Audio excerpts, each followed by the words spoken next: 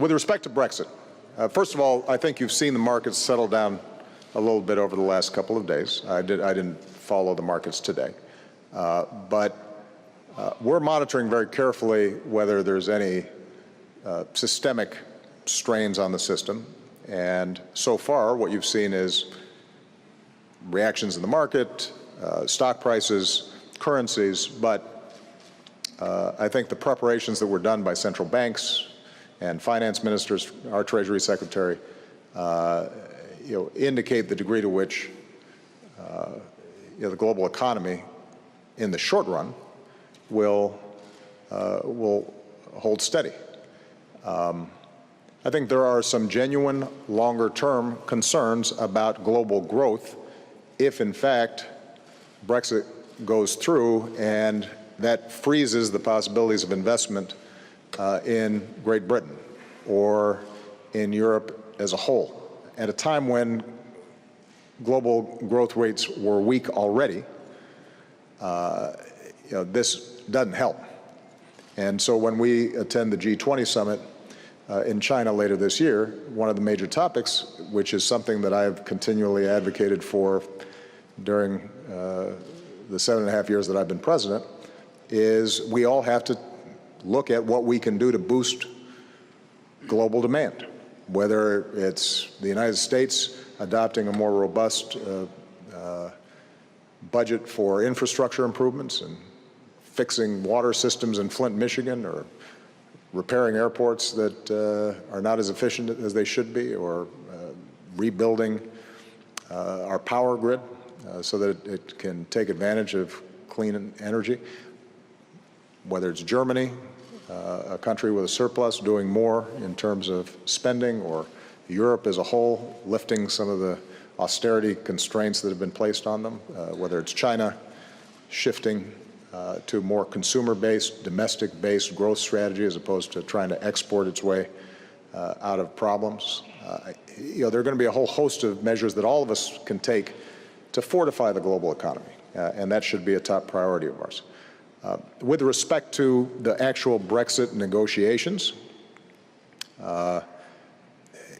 my main message to David Cameron, Angela Merkel, and others is everybody should catch their breath, come up with a plan and a process that is orderly, that's transparent, that people understand, and then proceed understanding that both sides have a stake in getting this right. I think that will be a difficult, challenging process, but it does not need to be a panicky process. I think it can be a steady, sensible process. Obviously, leadership issues in Great Britain will need to be resolved for it to move as crisply and as effectively as it needs to. But I think that's recognized, and that should happen fairly quickly. And I know that speaking with Chancellor Merkel, that her interest is not in retribution. Her interest is in making sure that the process works. And I have a lot of confidence in people being able to do that, and we will help in any way that we can to facilitate that. And then the last part of your question is with respect to the UK and any trade agreement with the United States. Frankly, we will be the least of their problems right now because their first order of business is going to be to address the market where they sell half their goods, which is Europe. And these things are not easily negotiated, particularly because we've been spending our time trying to negotiate with the European Union. And so to suddenly go off on another track will be challenging. But I think their first and primary concern is going to be to try to figure out how they interact with the European Union and the European market if in fact and when in fact they leave. I have emphasized throughout, though, that the special relationship that we have with Great Britain does not change.